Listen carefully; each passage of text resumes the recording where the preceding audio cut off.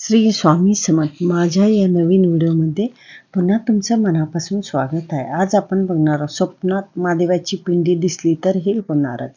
चला तर बघूयात. रात्री झोपेत पडणारे स्वप्न हे आपल्या मनस्थिती दर्शवतात. असे आहे की आपण दिवसभर जे विचार करतो अशा गोष्टी सतत आपल्या मनात असतात, म्हणून आपल्याला त्याच स्वप्नात दिसतात. आपण दुर्लक्ष करतो, पण स्वप्नात अशा काही गोष्टी घडतात की जसे की स्वप्नात शंकराची मूर्ती किंवा शिवलिंग पाहणे शुभ मानले जाते. भोलेनाथाला स्वप्नात कोणत्याही रूपात पाहिल्यास जीवनात अनेक अद्भुत बदल घडून येतात.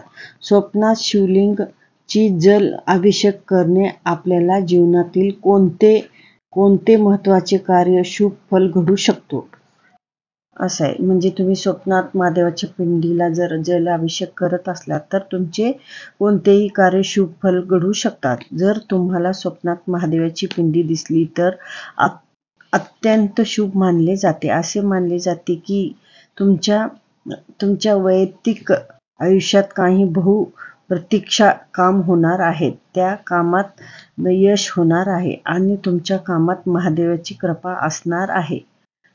जर तुम्ही स्वप्नात शिवलिंगाची पूजा करताना पाहिलात तर समजा तुमच्या जीवनातले अशुभ तत्व नष्ट होणार आहेत. असे आहे की तुमची चांगली वेळ जवळ येत आहे. स्वप्नात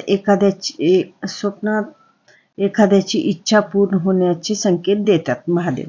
तुम्ही स्वतःला सहकुटुंब सोबत भगवान शंकरांची पूजा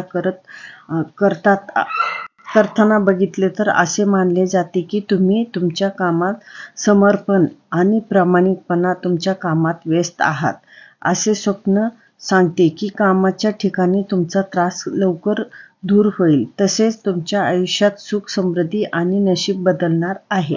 असे स्वप्न प्रगती व आनंदाचे मानले जाते. तर असे आहे महादेवाची पिंडी स्वप्नात येण्याचे कारण. श्री स्वामी समर्थ.